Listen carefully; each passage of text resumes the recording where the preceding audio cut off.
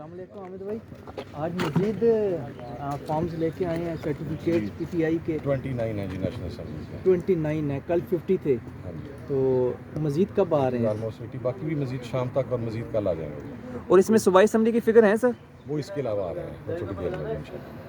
وہ اس کے علاوہ آ رہے ہیں. اور سارے سنی اتحاد کونسل کی طرف ہیں یا ایم ڈبلیو؟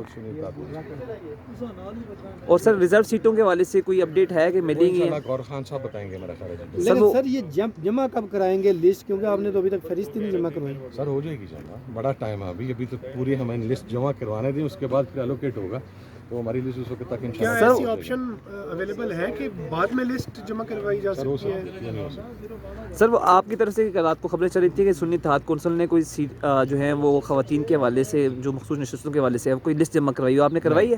وہ ہم نے اصل میں میکنزم یہ طے کیا تھا کہ جب پی ٹی آئی کے ساتھ الائنس تھا تو ہم ایک ہی لسٹ جمع کروا رہے تھے, جو کہ پی ٹی آئی کی لسٹ کے اندر ہی ہماری خواتین بھی شامل تھیں.